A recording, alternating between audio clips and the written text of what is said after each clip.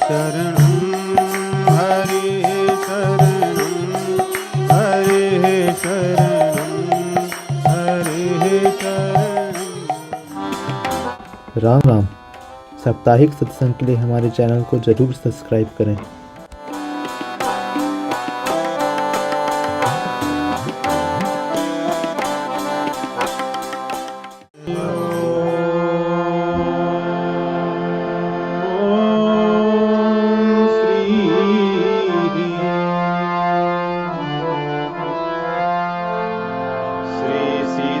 नाथ समारंभां श्रीरामानन्दार्य मध्यमाम् अस्मदाचार्य पर्यन्तां वन्दे श्रीगुरुपरम्पराम्। बंदौ तुलसी के चरण जिनकी हो जग काज, कलि समुद्र बूढ़त लख्यौ प्रगट्यौ सप्त जहां। राम राम। श्री रामचरितमानस की श्रृंखलाबद्ध कथा में पंचम सोपान सुंदरकांड के दोहे 23 पवन पुत्र हनुमान जी और दुराचारी रावण इनके बीच का संवाद हमने देखा। उस संवाद में ही आगे का जो प्रसंग है उसी का निरूपण हम आज करेंगे। बहुत ही नैतिकता से, भक्ति से और भगवान के आश्रित रहने वालों का जो विश्वास है उससे भरा हुआ यह प्रसंग है। चलिए आरंभ करने के पहले हरि नाम आश्रय लेते हैं। श्री राम जय राम जय जय राम। श्री राम जय राम जय जय राम। श्री राम जय राम जय जय राम। श्री राम जय राम जय जय राम। श्री राम जय राम जय जय राम। श्री राम जय राम जय जय राम।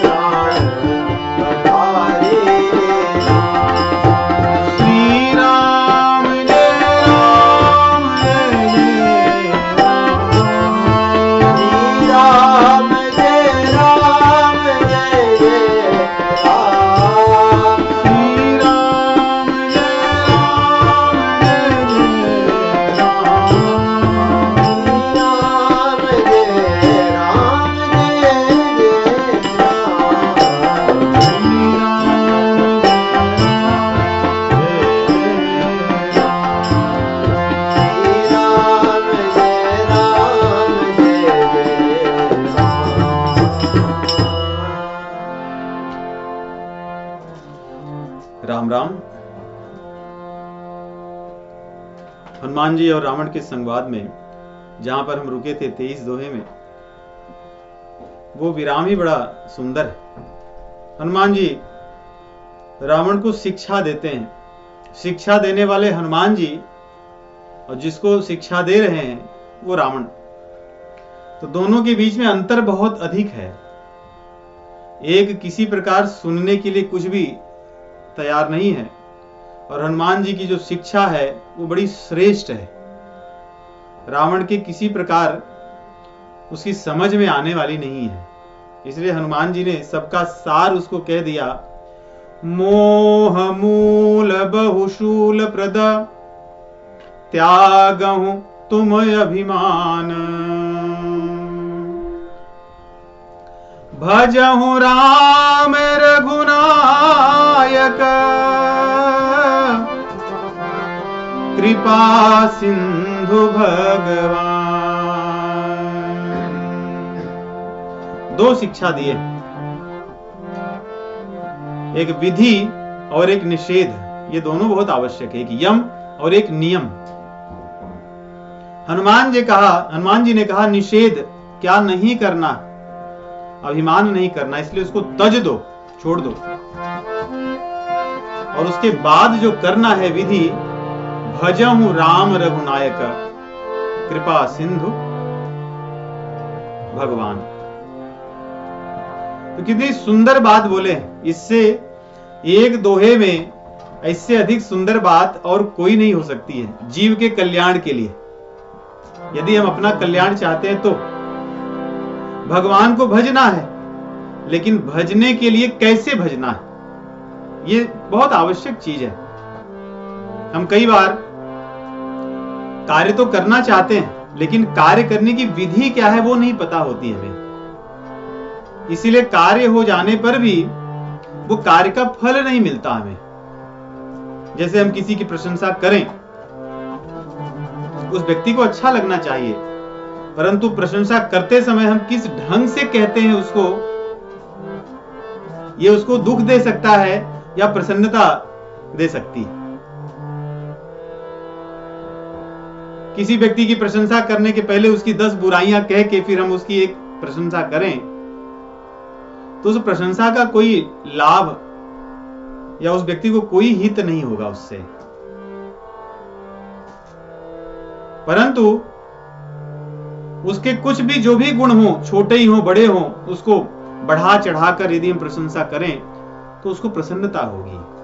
इससे क्रिया तो वही है, लेकिन किस प्रकार किस विधि से की जाती है यह आवश्यक है। इसलिए भगवान को भजना तो सभी जानते हैं, परंतु भगवान के भजन में जो सबसे महत्वपूर्ण चीज है वो है अभिमान को छोड़ना। यही नहीं छूटता। इसलिए हनुमान जी के एक ही वचन में सारी बातें हैं, जिससे रावण के लिए तो कहे हनुमान जी, वास्तव में हमारे लिए अभिमान नहीं छूटता।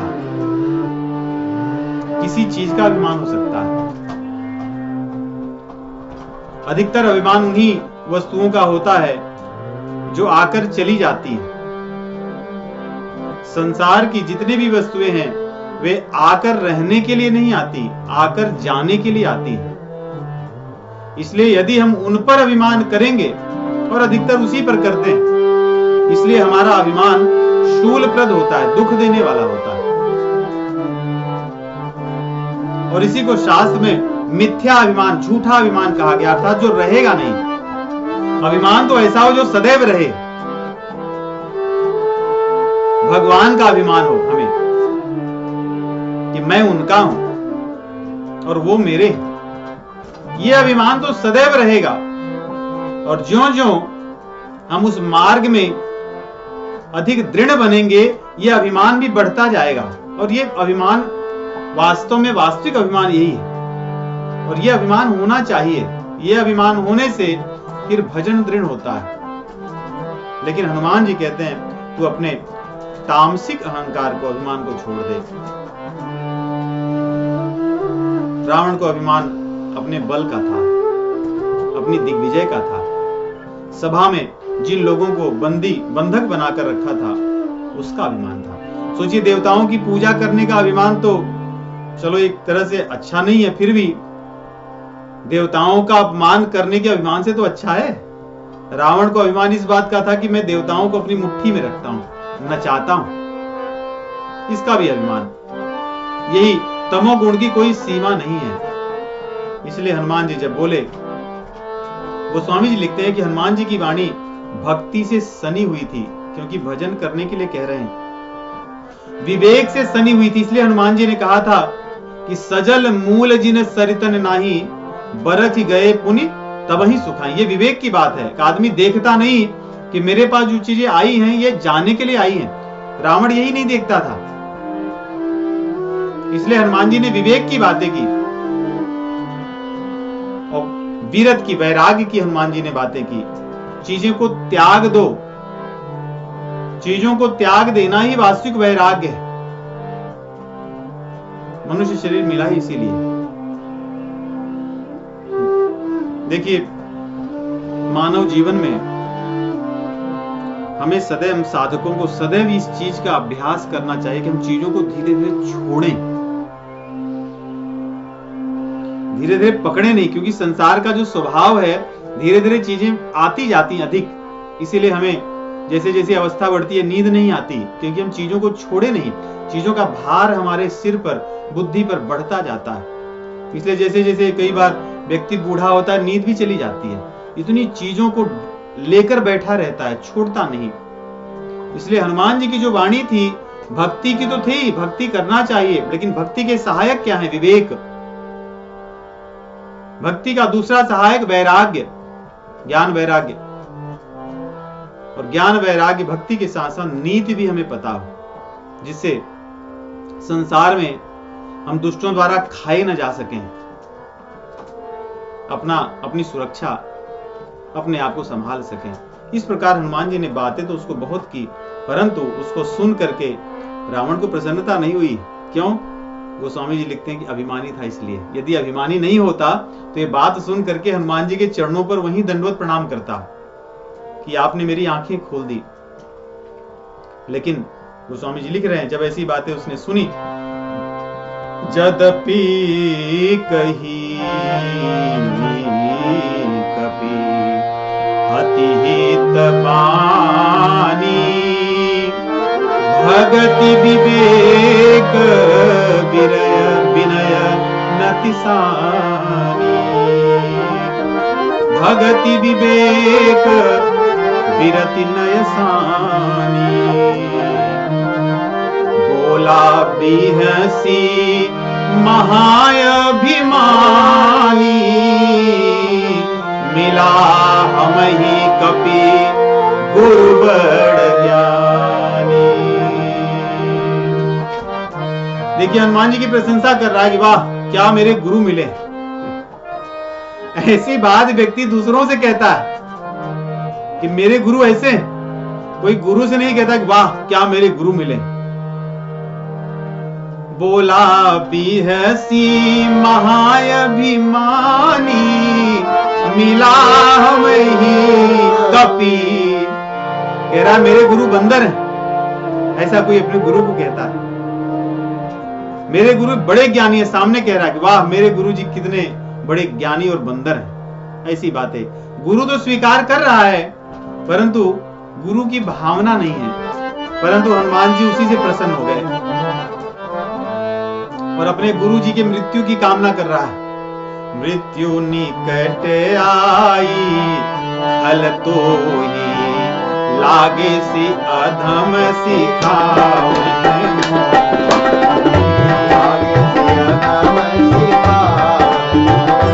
एक और तो गुरु कह रहा है, गुरु कह करके अधम कह रहा है, छल कह रहा है, कपि कह रहा है। देखिए यही है, अभिमानियों का गुरु होना बड़ा कठिन है, क्योंकि अभिमानी गुरु करते हैं अपना स्टेटस ठीक करने के लिए, जिससे उन्हें कहें कि उनके भी गुरु हैं।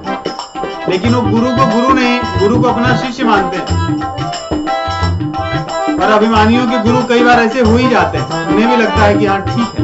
इसलिए गोस्वामी जी कहते हैं, हरई शिष्य धन शोभन हरई,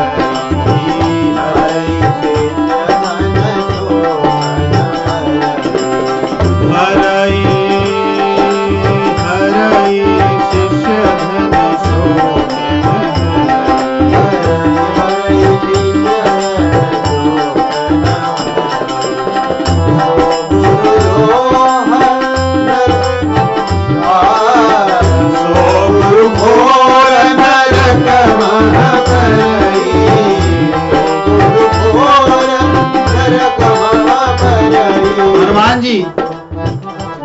उसने अपने आप ही कह दिया कि आप मेरे गुरु हो लो, और गुरु कह करके उनको अपनी तरफ नचा रहा है।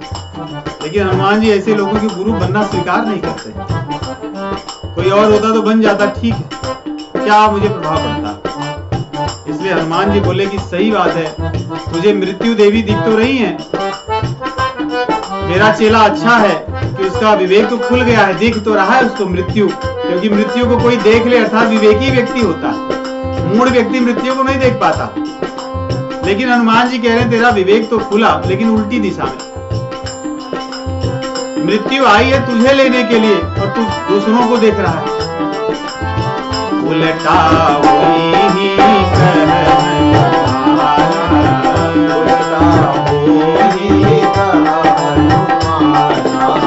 मति भ्रम तोर प्रगट में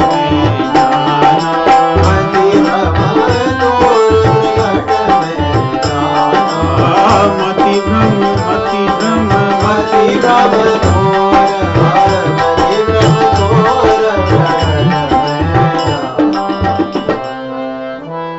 हनुमान जी ने कहा कि बात तो सही कह रहा है, लेकिन मति भ्रम हो गया है।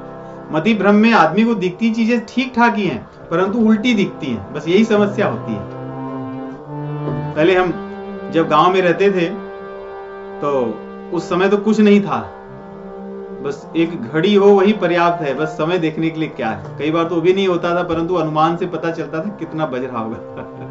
तो जब हम एक स्थान से दूसरे स्थान पर जाते तो पहले साधन बड़े सीमित थे, बहुत पहले की हम बात बता रहे हैं, 40 वर्ष पहले।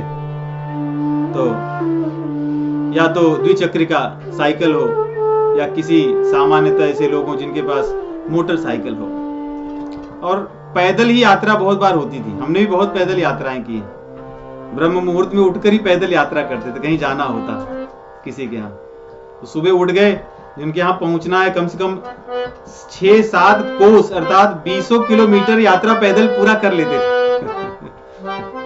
सूर्य निकलने के पहले। ऐसे वो सब स्मृतियां रहती है, कैसे गांव से जाते हुए लोग कैसे होते थे, कि सात्विकता थी, आनंद की बातें थी। उस समय कई बार मतिभ्रम हो जाता था, अर्थात जा तो रहे हैं लेकिन ऐसा लगता था हम पूरब में जा रहे हैं कि जा रहे हैं पश्चिम में। तो कई लोगों को पता चल जाता था कि मुझे मतिभ्रम हो गया है, तो कहीं रुक कर पूछ लेते थे। इसके पहले, क्योंकि पहले तो स्थान भी 1-1, 2-2, 3-3 किलोमीटर दूर थे, तो अगर मतिभ्रम हो गया तो हो सकता है कि आप घंटे 1.5 घंटे तो पीछे चली जाएंगे। तो यहाँ रावण को मतिभ्रम हुआ है, सोच तो रहा है सही कि हाँ मृत्यु आई है, लेकिन अपने लिए न सोच करके दूसरों के लिए। ये अभिमानियों का लक्षण है। अभिमानी व्यक्ति सारे दुर्गुण दूसरों में देखता है, उसको अपने भीतर कोई दुर्गुण नहीं दिखते, और उसके भीतर एक बात और दृढ़ होती है कि मैं कभी नहीं मरूंगा, दूसरे सब मर जाएंगे। इसलिए हनुमान जी उसे सिखाए, मूर्ख सही बात है परंतु उल्टा होगा। मेरी मृत्यु नहीं है क्योंकि मैं तो चिरंजीव हूं। अभी अभी जानकी माता जी ने मुझे आशीर्वाद दिया है, अजर अमर गुण नित्य सुत हो, अजर अमर गुण नित्य सुत हो, करहूं बहुधर गुणायक अजर अमर अमर होने का आशीर्वाद मुझे मेरी जानकी माता जी ने पुत्र मानकर मुझे कहा सुत हो, मैं उनका पुत्र भी हो गया हूं, और मुझे उनकी वाणी पर आशीर्वाद पर पूर्णतः विश्वास है। अब मैं मरने वाला नहीं हूं, जब चाहूं तब मरूंगा, चिरंजीवी हूं मैं। इसलिए मुझे लेने के लिए मृत्यु नहीं आएगी, मैं जब चाहूंगा तब जाऊंगा, ऐसा विश्वास है। इसलिए कहते हैं कि उल्टा हुई, मेरे लिए मृत्यु नहीं आ सकती। जब हनुमान जी ने ऐसी भरी सभा में उसको कहे, उसके पास कोई विकल्प नहीं था इसके अतिरिक्त को उन्हें मारने की आज्ञा दे दे, क्योंकि जितना ये जीवित रहेंगे हनुमान जी उसकी दृष्टिकोण से, उतना ही उसका अपमान होता रहेगा। क्योंकि सहस्त्रबाहु की बात बता दिए, बाली की बातें बता दिए, राम जी की प्रशंसा कर रहे हैं, इसके सभी जो गुण हैं उनको एक तरह से अनदेखा कर रहे हैं, इसके बारे में कोई अच्छा नहीं बोल रहे हैं, ऊपर से इसको शिक्षा दे रहे हैं। आज तक किसी ने रावण को शिक्षा नहीं दी। रावण ने जो सोचा उसके चाटुकारों ने कहा कि वही सही है, वही सत्य है, पहली बार कोई उसके सामने आकर कह रहे हैं कि आपको ऐसे नहीं ऐसे करना चाहिए, इसलिए उसके पास कोई विकल्प नहीं था, खिसिया गया, चिड़चिड़ा होकर के उसने तुरंत आज्ञा दे दी, बेगिन हरहूं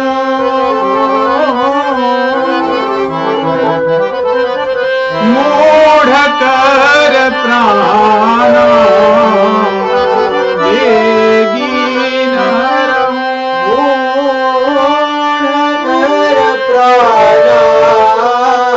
सोचिए, हनुमान जी के प्राण की जैसे आज्ञा, हरने की आज्ञा दी, वो भी मूढ़ कह करके।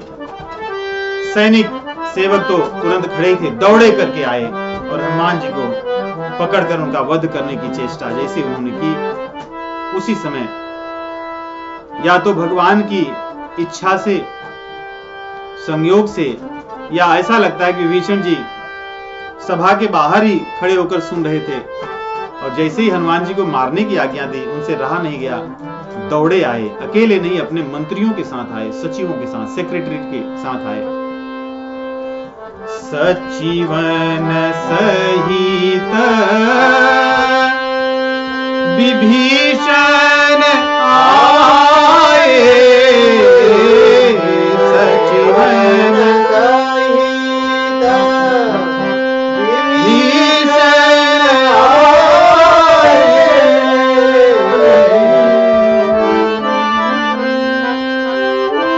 हनुमान जी विभीषण का भला करके आए हैं, उनको रामचंद्र जी के बारे में बता करके आए और कहे हैं कि रामचंद्र जी तुम्हें मिलेंगे, और उन्हें निमंत्रण भी तो दिए हैं, परंतु विभीषण जी उसमें तैयार नहीं हुए। तो विभीषण जी को लगा कि अब रावण इनको मरवा देगा, इसलिए दौड़ कर आए, रावण को कैसे शिक्षा दें सोचे और तुरंत उसके चरणों में झुक करके विनम्रता पूर्वक बार बार कह रहे हैं, विनय बहुता, एक बार नहीं बहुत प्रकार से हाथ जोड़कर उसके पैर को पकड़कर झुक करके उसकी प्रशंसा करके उसको कैसे भी समझाया कि भैया आप जो कर रहे हो गलत नहीं है, आप जो कर रहे हो सही कह रहे हो। देखिए विभीषण जी की भी नीति कितनी अच्छी है, सुंदर कांड नीतियों से भरा है, क्योंकि रावण को ये नहीं कह सकते कि आपने जो कहा है वो गलत है, आपने जो कहा सही है, परंतु नीति की दृष्टि से वो गलत है। इसलिए हनुमान जी को मारना नीति का विरोध है। इससे क्या होगा, जैसे कभी कभी वो संचालक होते हैं, एंकर होते हैं, या जैसे संसद में सभापति होते हैं, दो अगर सांसद एक दूसरे से वाद विवाद करते हैं तो एक दूसरे को संबोधित नहीं करते, वो संबोधन सभापति को करते हैं, जिससे विवाद टकराव नहीं होता, नहीं होना चाहिए, परंतु आजकल तो होता है। परंतु पद्धति का कारण यही है कि हम संबोधन उन्हें नहीं करेंगे, किसी और को करेंगे, तो फिर विवाद नहीं होगा। वैसे यहाँ पे विभीषण जी नीति के आधार पर उसको झुक कर प्रणाम करके विनम्रता से उसकी प्रशंसा करके कहते हैं कि नीति के अनुसार विरोध है, आप गलत नहीं कर रहे हो। क्यों? क्योंकि ये दूत हैं, पूरे समाज में, त्रिभुवन में आपकी छवि है, यश है, उस छवि में आप कलंक क्यों लगा रहे हैं? वो भी एक बंदर के कारण। सब लोग कहेंगे कि रावण जैसा त्रिभुवन विजेता जिसने दिग्विजय प्राप्त की हो, एक बंदर से डरकर दूत का वध करवा दिया। दूत को कभी मारा नहीं जाता, इसलिए कुछ और दंड दे दीजिए। आपकी इच्छा दंड देने की है, दंड देना ही चाहिए निश्चित रूप से। तो यही ऐसा लगता है कि सरस्वती जी सब चीजें कर रही हैं, नहीं तो विभीषण जी भी कहते ना कि इसको दंड मत दीजिए, तो रावण और झल्ला के पता नहीं क्या करता। लेकिन सरस्वती जी की कृपा है, ऐसा लग रहा है कि सरस्वती जी ने एक बार देवताओं के कहने पर रामचंद्र जी के वन गमन का कारण बनी। उनके मन में बड़ा क्षोभ है, तो उनको ऐसा लग रहा है कि क्यों न कुछ ऐसा करूं कि भगवान की सेवा कर लूं, मैं उस कमी को पूरा कर दूं। इसलिए उन्होंने विभीषण के माध्यम से कहला दिया कि भैया आप इसको दंड अवश्य दीजिए, कुछ अवश्य और दीजिए, मरवाइए मत इसको। आन दंड कछु करिय गोसाई,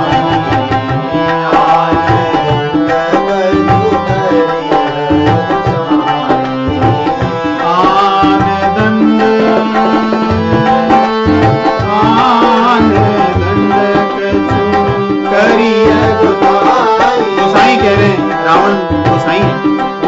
गोसाई के कई अर्थ। गोसाई, गो अर्थात इंद्रियां, जो अपनी इंद्रियों को जीत चुका। रावण का ऐसा तो कुछ लेना देना नहीं, उल्टा है, इंद्रियों के वशीभूत है। गो का दूसरा अर्थ पृथ्वी भी है। ये ठीक लग रहा है कि रावण को लगा कि हाँ, मैं पूरी पृथ्वी का स्वामी हूं, इसलिए उसको थोड़ी प्रसन्नता हुई। अभिमानियों की प्रशंसा करके ही उनसे काम कराना चाहिए, नीति। उनसे विरोध करके क्या होगा? उनकी प्रशंसा कर दें और उनसे काम ले लें, यदि हमारे वो भजन में बाधक बने तो। और हमारे भजन में बाधक न हो तो अपनी भजन करें।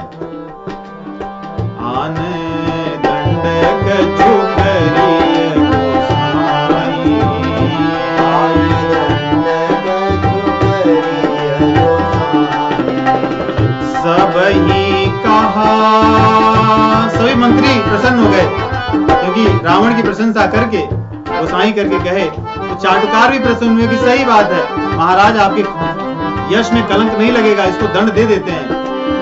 सब ही कहा मंत्र बल भाई, सब ही कहा मंत्र बल भाई। सरस्वती जी ने कहा बहुत अच्छी बात है, विभीषण जी के मुख से मैंने जो कहलवाया, सब लोग प्रसन्न हो गए। मति फेर देती है सरस्वती जी। सब लोग, मंत्रिमंडल के सब लोग हाथ उठाकर बोले कि ये सही बात है, यही करना चाहिए।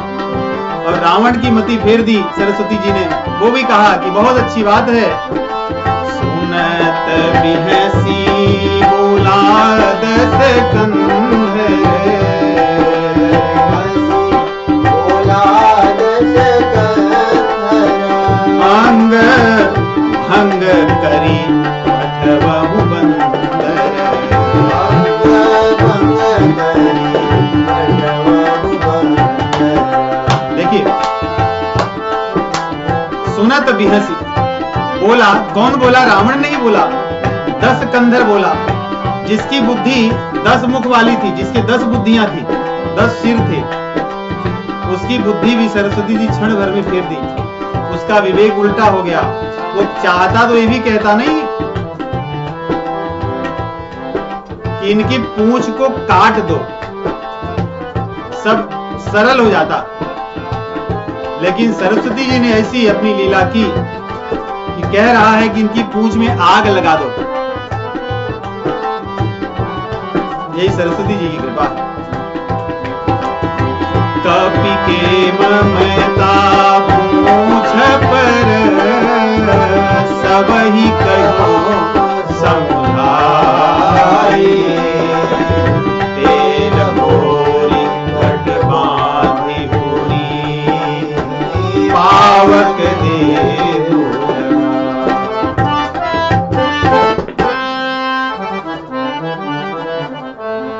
रावण की मति भ्रष्ट तो पहले से ही थी, अब अपने सर्वनाश के लिए भ्रष्ट हो गई है। इसलिए देखिए, ये तो राजा है, राजा का काम है कि इसको मार दो या इसका अंग भंग कर दो। इसी पर रुक जाता तो ठीक है, लोग अपना कर देते जो उनको करना था, हाथ पैर जो भी काटना था कुछ करते। लेकिन सबको रोक कर कहता है कि सुनो, जैसे मैं बता रहा हूं वैसे करो। कह रहा है कि बंदर की ममता उसके पूंछ पर होती है। देखे होंगे आप लोग, विशेष करके लंगूरों की। लंगूर जब बैठे रहेंगे अपनी मस्ती में तो अपनी पूंछ को, जैसे कुछ लोग अपने बालों को ऐसे ऐसे देखे होंगे, आप करते नहीं, या ऐसे हिलाते रहते हैं, झटकते रहते हैं, वैसे ही लंगूरों का होता है। लंगूर जब बैठा रहेगा, उसकी पूंछ तो लंबी होती है, घुमा कर ले आता, उसको सहलाता है, खुद ही स्वयं सहलाता है, और कई बार ले लेकर चूमता भी है। आप देखिएगा कभी अयोध्या में, वृंदावन में, और संकट मोचन में भी बहुत से लंगूर पहले थे, अब तो कम हो गए। बड़े बड़े काले काले रहते हैं और इनकी पूंछ को लेकर के चूमना, उसको सहलाना, यही उनका काम रहता है। तो रावण ने कहा, क्योंकि हनुमान जी लंगूर हैं, लाल देह लाली लसे अरुधरी लाल लंगूर, तो उसने कहा कि इन बंदरों की पूंछ इनको बड़ी प्रिय होती है, उसी को सहलाते रहते हैं। इसको ही काट दो तब रोता हुआ दौड़ता, इसको ही जला दो तब रोता दौड़ता हुआ जाएगा। अब रावण हनुमान जी की पूंछ को इसलिए नहीं जलवाना चाहता कि दंड देना है, इसलिए जलवाना चाहता है कि रामचंद्र जी को दुख देना है।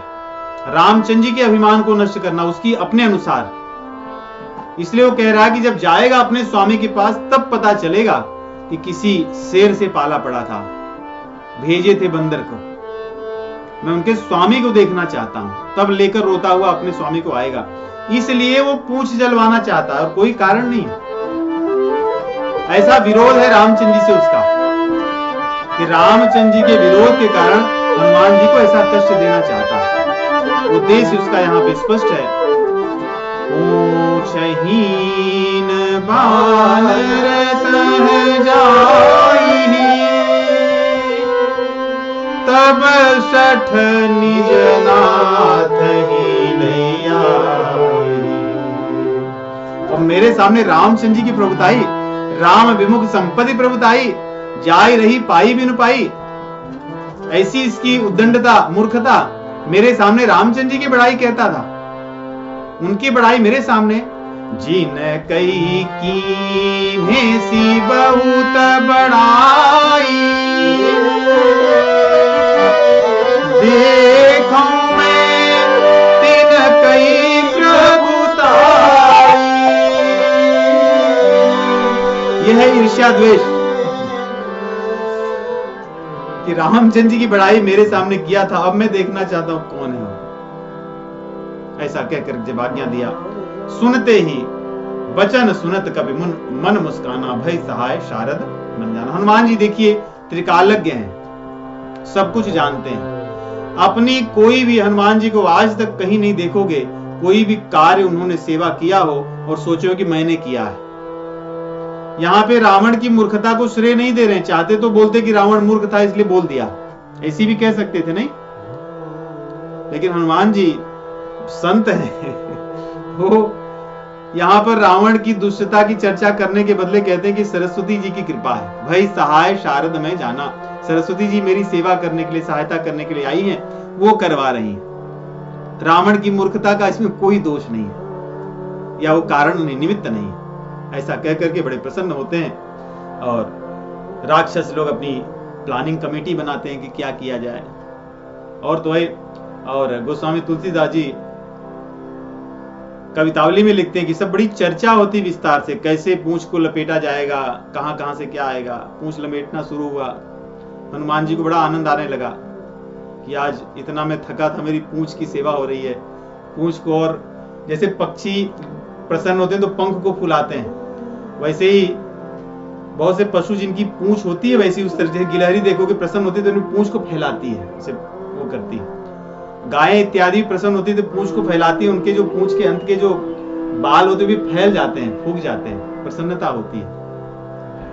तो यहाँ पे हनुमान जी को बड़े आनंद आया कि चलो इतने दिनों बाद ये राक्षस लोग मेरी सेवा कर रहे हैं। पूंछ अपनी बढ़ाते गए कि सब लोग जिनकी जिनकी इच्छा हो सब लोग सेवा करो, कोई वंचित न रह जाए। सब लोग अपने अपने घरों से ले आए सामान। कहते हैं नहीं, हमारा जैसे अन्नकूट था, नंदोत्सव था, तो उसमें सब लोग अपने अपने यहाँ से ले आए थे भोग कि हमारा भी कुछ लग जाए प्रभु को। तो बंदर की हनुमान जी की सेवा में सब लोग अपने अपने घरों से तेल ले आए, घी ले आए, क्योंकि यही सब प्लानिंग कमेटी ने निश्चय किया था कि ऐसे जलाओ कि अब ये याद रखेगा। और जैसे सरस्वती जी ने सबकी मति फेर दी, वास्तव में इस लीला में सरस्वती जी ने अपने किए हुए का जो पश्चाताप करते वो कर लिया यहाँ पे सेवा करके। तो पूंछ बढ़ाते गए लोग, घी तेल लाते गए। उसके बाद में जितने भी शॉपिंग मॉल थे वहां से भी घी तेल सब खत्म हो गया, कपड़े खत्म हो गए, घर के पुराने जितने थे सब खत्म हो गया, कुछ बचा नहीं। तब अब क्या हो, पूंछ तो बढ़ती ही जा रही है। इसी को कहते हैं पूंछ बढ़ना, इतना पूंछ बढ़ना। पूंछ होती है ना किसी की, कहते हैं इनकी बड़ी पूंछ है समाज में। तो पहले बहुत उपयोग करते थे, तो हनुमान जी की बड़ी पूंछ हो गई, उनकी पूंछ बढ़ गई खूब। सब लोग पूछने लगे कि धन्य है, हमें सेवा का अवसर दे रहे, आनंद आ रहा है उन लोगों को, क्योंकि वो तो बड़े सेकचिल्ली थे, उन्हें चलाने में मारने में ही आनंद आता था। हनुमान जी ने किया। देखिए सब लोग आए, जो लोग बांधते हनुमान जी को लात से मारते। हनुमान जी डरे हुए, एकदम ऐसे लगता कि हनुमान जी अब डर गए, अब तो मेरा कुछ नहीं हो सकता। ऐसा उन्होंने नाटक किया कि जो बंदर भालू आते बड़े अपशब्द कहते, गालियां देते उन्हें। यहाँ पे भी लिखे हैं और कवितावली में बड़े विस्तार से कई छंदों में केवल पूंछ को जलाने को ही लिखा उन्होंने कि बंदर भालू कितनी राक्षस लोग बड़ी प्रसन्नता से ले लेकर के आते, पहले गालियां देते, फिर आकर उनके ऊपर थूकते, उन्हें दांतों से काटते। कुछ लोग पहले पत्थर मारकर देखते कि मारने पर ये दौड़ेगा तो नहीं। हनुमान जी एकदम डरे हुए ऐसा कांपते रहते डर के, तो वो लोग आते, फिर उनके पास में बांधते, तेल घी लगा करके, गालियां दे करके फिर चले जाते हैं। हनुमान जी सबको बड़े ध्यान से पहचान रहे थे कौन कौन आए हैं, कहां कहां से सामान ले आए। सबका डेटाबेस उन्होंने अच्छे से बना लिया। जब सबका हो गया तो यहाँ पे फिर तब नृत्य और गीत आरंभ हुआ सबका। बाजे ही ढोल देहि सब तारी। तब हनुमान जी को लेकर घर घर दर्शन कराने के लिए ले जा रहे हैं, और जहां जाते तो जो लोग जिस घर पे जाते उस घर के लोग कुछ न कुछ पत्थर मारते, फेंकते, लात मारते, गालियां देते, और फिर हनुमान जी को दूसरे घर ले जाते। जैसे पधरौनी संत करते हैं, यहाँ हनुमान जी की पधरौनी हो रही है, सबके घर घर एक एक जन को लिया जा रहा है। बाजे ही ढोल, और ढोल करताल नृत्य के साथ जा रहे हैं, तालियां बजाकर सब राक्षस लोग ताल दे देकर नाच रहे हैं। बाजे ही ढोल दे ही सब तारी, नगर फेरी।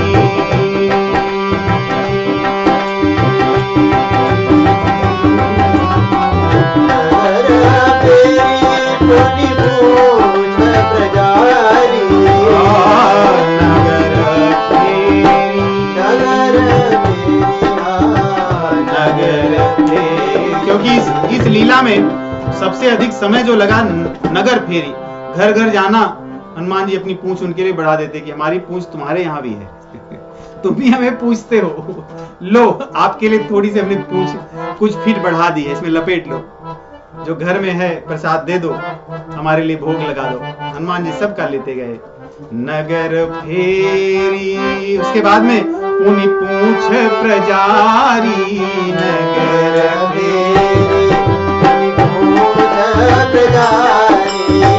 जब आग लग गई तो ऐसा नहीं कि हनुमान जी देखिए, ये भी कई बार ऐसा होता है जैसे हम दीपक जलाएं, जलता तो तुरंत बुझ जाता है।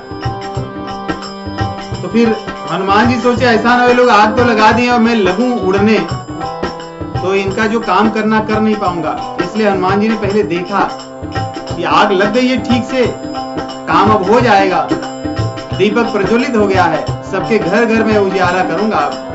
इसलिए हनुमान जी देखे, पावक जरत देखी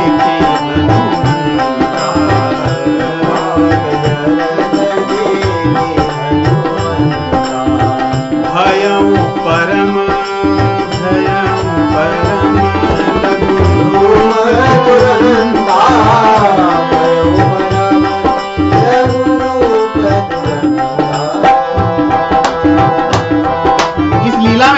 हनुमान जी की विनम्रता को हम देखेंगे। सब कुछ कर रहे हैं वो, परंतु अपने आप को कर्ता नहीं मानते। इसलिए आरंभ में उन्होंने कहा, जब देखे कि पावक जल रहा है, अग्नि जल रही, अपना काम वो करेगी स्वयं, इसलिए हनुमान जी छोटे बन गए, अर्थात मैं अब कुछ नहीं करूंगा, अब अग्नि ही सब कुछ करेगी। पावक जरत देखी भयं परम लघु रूप तुरंता। ऐसे लघु रूप हो गए कि हनुमान जी को कोई नहीं देखेगा, केवल अग्नि देवता को ही देखेंगे, क्योंकि अग्नि देवता ही अपना काम कर रहे हैं, ऐसा लोगों को लगे, मेरा नाम इसमें न हो, ये उनकी भाव है। और आगे नींबू की चढ़े ओ कभी कनक अटारी, नींबू की चढ़े ओ कनक अटारी, सभी निशाचर नारी।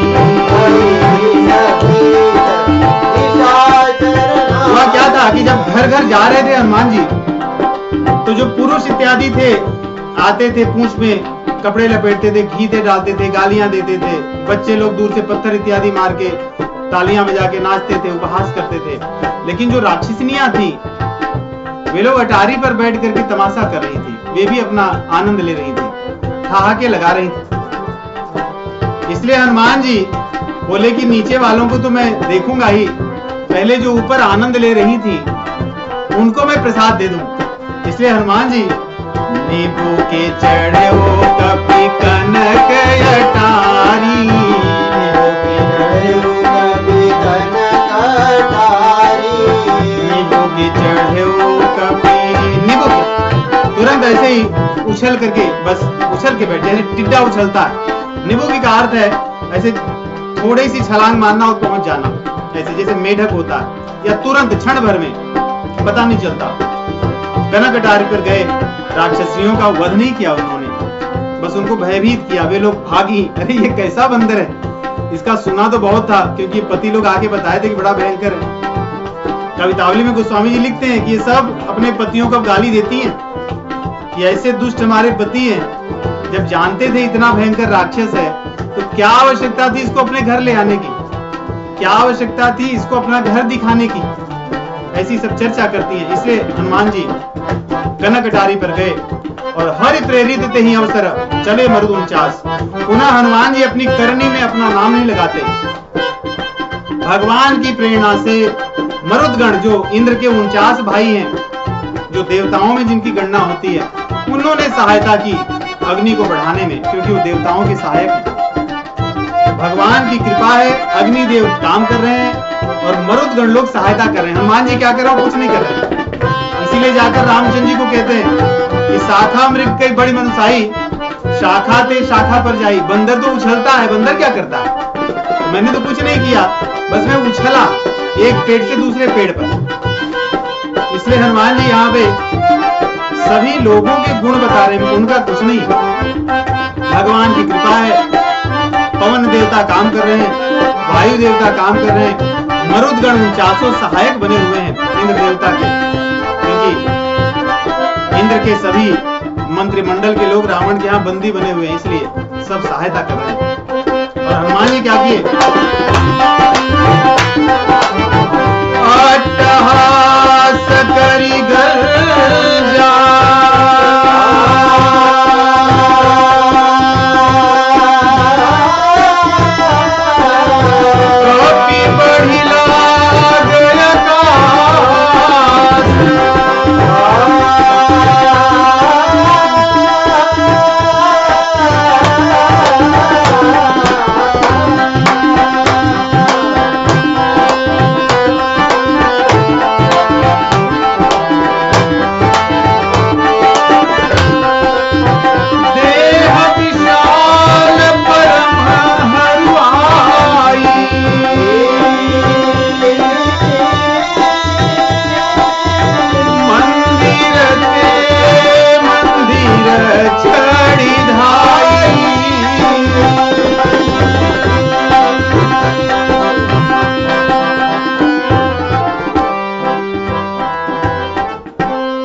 हनुमान जी ने बस इतना ही किया, अट्टहास करी गर्जा, यही काम करते हैं। जब अर्जुन जी को बड़ा अभिमान हो गया था युद्ध के बाद महाभारत के, तो भगवान श्री कृष्ण ने उन्हें कहा,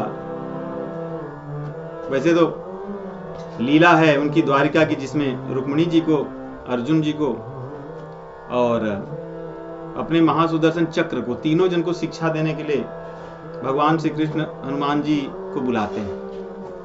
तो हनुमान जी सुदर्शन चक्र तो अपने गाल में भर कर लाते हैं और चले थे बहुत पहले से ही,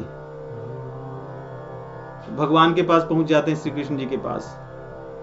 ऐसी लीला बड़ी विस्तार की है, परंतु भगवान श्री कृष्ण दिखाते हैं। वैसे ही जब महाभारत का युद्ध पूरा हुआ, क्योंकि हनुमान जी को श्री कृष्ण जी ने कहा था कि बस अर्जुन की ध्वज पताका पर तुम बैठे रहना रथ के, और जब हनुमान जी उस पर से उतर गए तो रथ भयंकर ध्वनि के साथ फूट गया।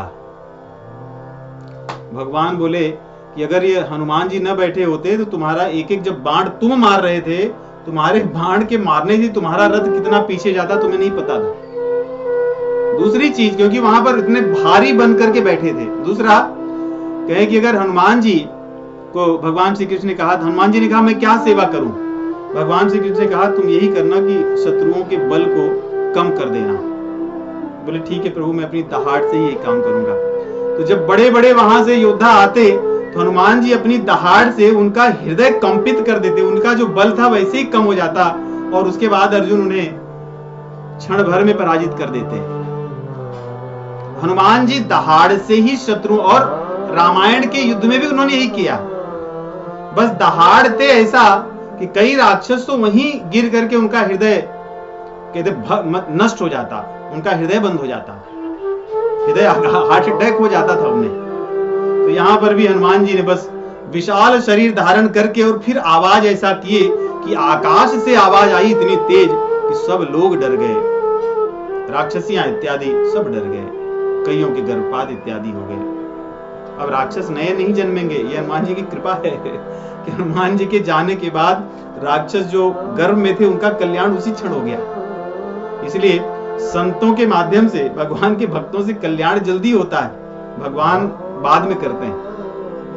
तो यहाँ पे ऐसा हो गया और सर्वत्र आग लग गई। हनुमान जी बस बड़े शरीर धारण करके हल्के हो गए, जिससे उड़ने उछलने में आसानी होती। नहीं तो ऐसा ना होता कि एक अटारी से कूदते तो दूसरी अटारी में तो वो नष्ट हो जाता, टूट के वैसे ही गिर जाता। इसलिए उनको तो जलाना था, एकदम हल्के होकर के सर्वत्र यहाँ वहां कूदने लगे, सब कुछ जल करके क्षण भर में नष्ट हुआ। राक्षसों का देखिए कह रहे हैं झपट लपट बहु कोटि कराला, तात मातुहा सुनी उपकारा, यही अवसर को हमें हुआरा। अब सब लोग कहने लगे कि हमें कौन बचाएगा, हमें कौन बचाएगा, एक दूसरे से ही लड़ने लगे। तो हनुमान जी तो नाश किए ही, भेद भी उनमें डाल दिए कि लड़ो आपस में। लोगों का एक दूसरे से झगड़ा होने लगा, पड़ोसी तक लड़ने लगे कि मैं तो नहीं चाहता था, तुम ही मेरे घर ले आए थे, तुम्हें हमने कहा भी नहीं था। घर में परिवार में एक दूसरे से लड़ने लगे कि आया तो था, तुमने ही बोला सब चीजें घी डाल दो, तेल डाल दो, मैं तो मनाही कर रही थी। स्त्रियां अपने पुरुषों पतियों से लड़ने लगी, घर में कलह हो गया, कहीं शांति नहीं रही, घर का घर नष्ट हो गया, रहने के लिए जगह नहीं, परिवार के परिवार हनुमान जी ने नष्ट कर दिए, आपस में कलह हो गया। ऐसे सोचिए, एक पंथ दो काज, यही हनुमान जी की चतुराई है। तो ये सब करके कह रहे हैं हम जो कहा यह कभी नहीं हुई, आपस में लड़ रहे हैं। मैंने पहले ही कहा था बंदर नहीं, तुम बोले थे बंदर है। पूंछ बढ़ रही थी तो मैंने कहा था कुछ इसमें समस्या है, तुम बोले नहीं कुछ नहीं है। ऐसी बातें एक दूसरे से लड़ने लगे लोग। उन्हें लगने लगा कि बानर के रूप में कोई देवता ये सब काम कर रहा है। परंतु गोस्वामी जी कह रहे हैं कि इन राक्षसों की बुद्धि तो यही है, संसारी लोग यही एक दूसरे को ही दोष देते हैं, तुम्हारे कारण ऐसा हुआ। परंतु गोस्वामी तुलसीदास जी कहते हैं साधु ज्ञान कर फल ऐसा,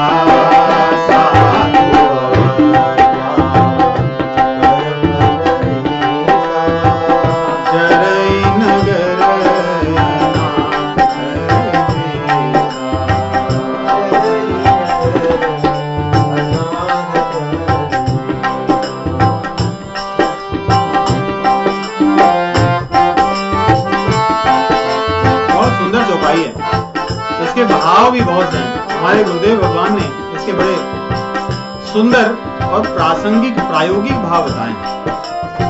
इसमें मुख्य शब्द साधु है। साधु कौन है, इसकी बात को जान लेना इस चौपाई के भाव को हमारे हृदय में प्रकट करेगा। साधु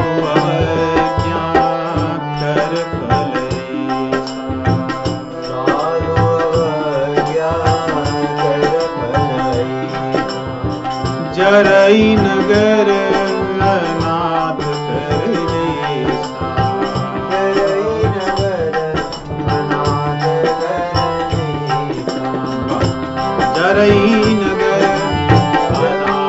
कर देसा, जरई नगर अनाथ कर देसा। साधु और अनाथ, इन दो शब्दों का मेल है यहाँ। साधु वो होता है जो अनाथ को नाथ बना देता है। जो व्यक्ति आपको भगवान से जोड़े और भगवान से ही जोड़े, वही साधु है। साधु आपको अनाथ से नाथ बना देता है। साधु का कार्य है आपको नाथ बनाना। यदि आप साधु की बात नहीं मानोगे तो फिर आप अनाथ रहोगे। इसलिए जरई नगर अनाथ कर जैसा। अनाथों का जीवन नगर, चाहे उनका वैभव का नगर हो, शरीर का नगर हो, प्रताप का नगर हो, वो नष्ट होगा ही। परंतु यदि साधु की बात मान ले तो जो अनाथ है वो सनाथ हो जाता है। जब भगवान का हो जाता है तो कोई चीज तब नहीं चलता। कौन्तेय प्रतिजानीहि न मे भक्तः प्रणश्यति। भगवान का जब हम एक बार हो जाएंगे साधु की बात को मान के, सामान्यतः साधु को समझने में हमारी कमी हो जाती है। इसलिए इस चौपाई, हमारे गुरुजी तो एक एक चौपाई पर बड़ी कथा करते हैं, लंबी लंबी 9-9 दिन की उनकी कथा चलती है। इसमें साधु और अनाथ, हम अपने आप को अनाथ सदैव समझें। जब अनाथ समझेंगे दीनता से और इच्छा हमारी सनाथ बनने की होगी तो साधु का दर्शन हो जाएगा। हनुमान जी यहाँ पे साधु हैं। उन्होंने रावण की जितनी भी चीजें थी किसी की प्रशंसा नहीं की है। प्रशंसा केवल और केवल भगवान की है, क्योंकि वही एक प्रशंसनीय है। पुण्य यशो मुरारे, उन्हीं का पुण्य और यश गाया जा सकता है, औरों का नहीं। हनुमान जी ने यही अपनी साधुता दिखाई। दूसरी, रावण के आए थे तो और भी चीजें करते, परंतु उन्होंने रावण को, चाहते तो वैसे ही यहां वहां की जो खुफिया या गुप्त बातें थी जानकर चले जाते। उनके मन में इच्छा थी, क्योंकि साधु हैं, हो सकता है सनाथ बन जाए, इसलिए उसको बोले कि रामचंद्र जी का तू बन जा। भजा हूं राम रघुनायक कृपा सिंधु भगवान। जो साधु आपको भगवान को भजने की बात कहे, भगवान के गुण कृपा सिंधु की बात करे, उनकी चर्चा करे, उनमें लगाए, वही वास्तव में साधु है। ऐसे व्यक्ति की बात को यदि हम नहीं मानेंगे तो हमारा भी एक दिन, जो हमारी लंका है वो जल जाएगी। लंका में रावण रहता है, और कई बार हम कहते हैं हमारे हृदय में रावण बैठा है। अगर हमारे हृदय में रावण बैठा है अर्थात हमारा ये पूरा शरीर ही लंका है। ये लंका जलेगी एक दिन, जैसे रावण की जली थी। कोई नहीं था, अनाथ था, रहा न को कुल रोमनी हारा, कुल में कोई नहीं बचा। वैसे हम भी चले जाएंगे, हमारा कोई नहीं होगा। हम जब जाएं तो उसको हमारे भक्त जन हों, प्रभु हमारे भगवान के दूत हमें लेने आए, तब हम सनाथ होंगे। यमदूत ना आए लेने के लिए, वही तो हम जीवन भर करोड़ों जन्मों से कर रहे हैं। इसलिए हम सनाथ हो जाएं, नहीं तो हमारी भी लंका जल जाएगी। भले सोने की क्यों न हो, कितनी भी सुंदर काया क्यों न हो, एक दिन जल जाएगी। जारा नगर निमिख एक माही, एक विभीषण कर गृह नाही। अब ये भी बात है, हनुमान जी ने प्रसाद सभी को दिया, घर सभी के जलाए, विभीषण जी पर कृपा की, क्योंकि विभीषण जी के घर से कोई भोग नहीं आया था, कुछ भी नहीं लाए थे। इसलिए उनको उन्होंने छोड़ दिया कि भगवान के भक्त हैं, क्योंकि उनके घर को नहीं जलाना चाहते। ये चमत्कार है प्रभु का। तो चमत्कार सदैव होता है। हमें याद है जब 2012 में सुनामी आई थी, जापान जो एपिसेंटर था, उस समय के हम समाचार जब पढ़े सुने थे तो साक्षात सभी को चमत्कार दिखे होंगे। कई लोग जो 10-10 दिनों तक समुद्र बीच में किसी ऐसे ही बेड जो होता है वो बह गया था, उसी में बैठे थे। सोचिए 9 दिनों तक समुद्र में 20 किलोमीटर अंदर कोई व्यक्ति पड़ा रहेगा 9 दिन 10 दिन तक। उसके बाद वो लहरों से बहा करके किनारे भेज दिया जाएगा और फिर वो जीवित हो जाएगा। इतने भयंकर सांप, मछलियां, व्हेल, शार्क, कोई उसको नहीं खाएगा। और समुद्र का जल कितना ठंडा होता है, कोई नहीं। ये चमत्कार ही है, ऐसे बहुत से हैं। ये तो 1-2 हम आपको बता रहे हैं। तो चमत्कार तो सदैव होता है भगवान की कृपा से। तो यहाँ पे यही चमत्कार हनुमान जी ने किया कि संपूर्ण लंका में सब कुछ तो जला दिया, विभीषण जी का घर एक विभीषण कर गृह नाही। भक्तों का घर कभी नहीं जलता। कौन तेया प्रतिजानी ही न में भक्त प्रणश्यति। संसार में देखने के लिए भले हमारी हानि हो, क्योंकि हमारा एक जन्म नहीं है, हमारे करोड़ों जन्म है, हमारी भक्ति का कभी नाश भगवान नहीं होने देंगे, कभी नहीं होने देंगे। ये विश्वास हो हमें सदैव। हम उनके मार्ग में हैं, हमने हाथ उठाकर उनके नाम जपे हैं, हमने उनको अपना माना है, वो हमें कभी भी पतित नहीं होने देंगे। कोई कैसी भी समस्याएं आए, कैसी भी संकट आए संसार में, भले हमें कोई न पूछे। विभीषण को कौन पूछता था? अगर आप आज के परिप्रेक्ष्य में देखिए, विभीषण के फॉलोवर कितने थे? उनकी फेसबुक प्रोफाइल पे विभीषण जी के फॉलोवर कितने थे? उनके घर के लोग और 4 उनके अपने मंत्री थे। यही उनके फॉलोवर थे 4। और रावण के कितने फॉलोवर थे? मेघनाथ के कितने थे? अक्षय कुमार के कितने थे? कौन उनको पूछता था? लंका में कोई नहीं पूछता था। लेकिन भगवान किनको मिले? उनमें से किसी को नहीं मिले। भगवान केवल और केवल विभीषण जी को मिले। क्यों? उनको मन में विश्वास था। उन्होंने हनुमान जी की बात को भले शुरू आरंभ में उतनी दृढ़ता से नहीं पकड़ा, परंतु लात जब खाए तब बोले कि नहीं, वो हनुमान जी की बात सही थी, उसको विश्वास कर लिया। इसलिए भगवान पर विश्वास, शास्त्रों पर विश्वास, भगवान की उदारता, उनकी कृपालुता पर, उनकी भक्त वत्सलता पर विश्वास, यही हमारे कल्याण का वास्तव में साधन है। हमारा बल, हमारी भक्ति, हमारे जप कीर्तन, हमारे गुण, हमारे शास्त्रों का ज्ञान, ये हमें नहीं पार करा सकता, परंतु हमारा जो विश्वास उन पर है वो पार करा सकता है। इसलिए यहाँ पर हनुमान जी ने पूरी लंका तो जला दी, परंतु विभीषण जी का घर बचा लिया। यही चमत्कार था। हनुमान जी की बातों पर और भगवान पर विभीषण को बहुत विश्वास था। इसलिए आगे कह रहे हैं, और हनुमान जी क्यों नहीं जले? विभीषण जी नहीं जले, वो तो भगवान की कृपा थी, रामचंद्र जी के थे। पवन सुत हनुमान जी क्यों नहीं जले? यहाँ पर तो कह रहे हैं, ताकर दूत अनल जही सिरजा, जरा न सोते कारण गिर जा। भगवान शिव जी बता रहे हैं, क्योंकि वो दूत किनके थे? रामचंद्र जी के। भगवान शिव जी को और कुछ नहीं दिखता, बस एक ही बड़े, वो कहते हैं ना कि एक तरह से देखें तो अद्वैती है भगवान शिव जी, उनको ज्ञान मार्गी है, बस एक ही दिखते हैं, सी राम में सर्वत्र भगवान दिखते हैं। इसलिए किसी भी चीज में भगवान के अतिरिक्त उन्हें कुछ नहीं दिखता। यहां भी कह रहे हैं, ताकर दूत अनल जी सिरजा।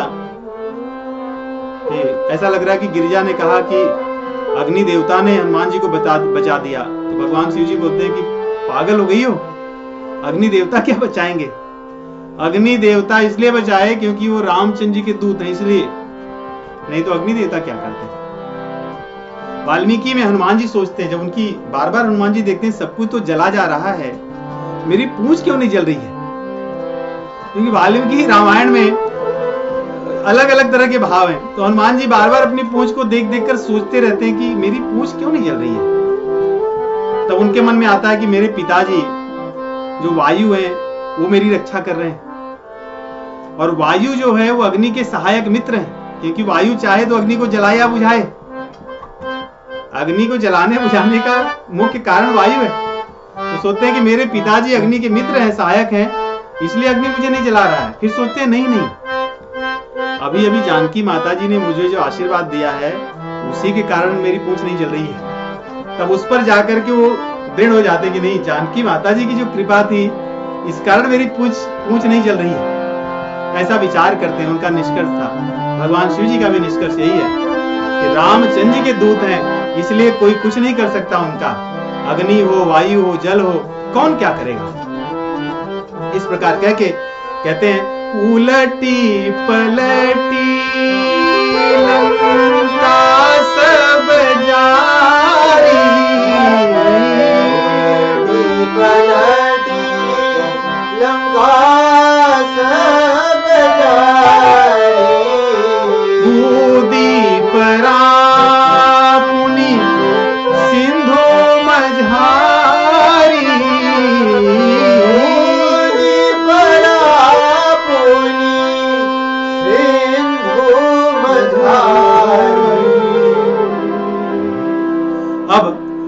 उलट पलट के भी बहुत अर्थ है।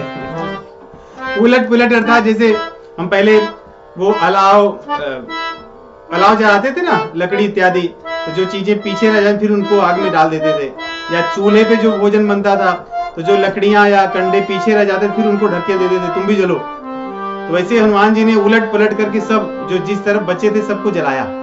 दूसरा कहते हैं कि देवता इन सबको रावण ने उल्टा लटकाया था। जहां वो बैठता था तो जहां उसका पैर होता था ना, तो उसके पैर का जो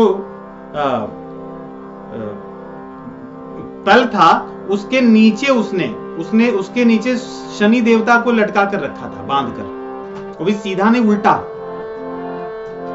तो हनुमान जी ने शनि देवता को उलट पलट, जो उल्टे थे उनको पलट दिया, सीधा कर दिया ये अपने इस कार्य में। तब इसीलिए शनि देवता ने वचन दिया है हनुमान जी को, यदि आपकी पूजा जो भी व्यक्ति करेगा मैं उसके ऊपर कभी प्रभाव नहीं करूंगा, और मैं उसके ऊपर जो कष्ट दूंगा वो उसे भगवान की तरफ ही ले जाएगा। इसलिए भक्तों को कभी इन चक्कर में नहीं पड़ना चाहिए। ये शास्त्राज्ञा वैष्णव धर्म है। वैष्णव मार्ग में जब हम चलते हैं तो वैष्णव सिद्धांतों को आत्मसात करना चाहिए, उससे आचार्यों की कृपा प्राप्त होती है, भगवान की कृपा होती है। इसीलिए वैष्णव ऐसा नहीं कि अन्य पूजा अन्य चीजों का निंदा खंडन नहीं करते, उनका अपमान नहीं करते, परंतु हमें उसका आश्रय नहीं लेना चाहिए, क्योंकि जा पर कृपा राम कई होई, ता पर कृपा करहि सब कोई। यदि प्रभु हमारे हम पर कृपा कर रहे हैं तो हमें कोई कुछ नहीं कर सकता, ऐसा विश्वास दृढ़ हो। यही वैष्णवता है वास्तव में, इसी से हमारी भक्ति दृढ़ और पुष्ट होती है। जब तक हम इस भाव को नहीं अपनाएंगे तब तक वास्तव में जो विश्वास होना चाहिए वो नहीं होगा। और कलयुग में तो विशेष रूप से, वैसे सभी युगों में भक्ति का मुख्य आश्रय भगवान की कृपा है, भगवत कृपा है। भक्ति का मुख्य आश्रय केवल और केवल भगवत कृपा। इसको यदि हम नहीं मानेंगे तो भक्ति के रस का आस्वादन नहीं हो सकता। इसलिए भागवत पुराण में अगर आरंभ में ही देखो तो कहते हैं कि भक्ति यदि होगी तो बाकी सब आ जाएंगे। वैसे महात्म में कुछ और दिखाया है कि भक्ति तो आ गई परंतु फिर भी बूढ़े थे, परंतु भक्ति करते करते फिर वो भी प्रकट हो गए। इसलिए हमारा मुख्य जो ध्येय हो विश्वास का हो कि बस प्रभु मेरे हैं, उनके अतिरिक्त मेरा कोई कुछ नहीं। यहाँ पे हनुमान जी ने जब उलट पलट सभी देवताओं को जब जो उल्टे पलटे थे उनको ठीक कर दिया, सबने हनुमान जी की सामने हाथ जोड़कर वचन दिया कि आप जिस पर कृपा कर दोगे हम बाध्य रहेंगे उस पर कृपा करने के लिए। इसलिए किसी भी प्रकार के ग्रह हों, हनुमान जी का आश्रय लेना चाहिए, हनुमान जी की पूंछ चरण को पकड़े रहना चाहिए। वो हमें रामचंद्र जी की ओर ले जाएंगे, भगवान के चरणों की ओर ले जाएंगे। यही इन प्रसंगों में भाव है। और रामचरितमानस केवल भक्ति प्रधान, भक्ति रस से भरा है। कवित्व के 9 रस हैं, परंतु 9 रसों से श्रेष्ठ आचार्यों ने प्रेम रस को 10वां रस माना है, जो कवित्व में नहीं है। प्रेम रस ही हमें भगवान से जोड़ता है। इसलिए यहां पर कहते हैं जब सबको उन्होंने जला दिया, समुद्र में कूद जाते हैं, अपनी पूंछ को बुझाते हैं और हनुमान जी थोड़ा विश्राम लेते हैं कि उनके मन में आनंद आता है कि राम काज कीन्हे बिनु मोहि कहा विश्राम,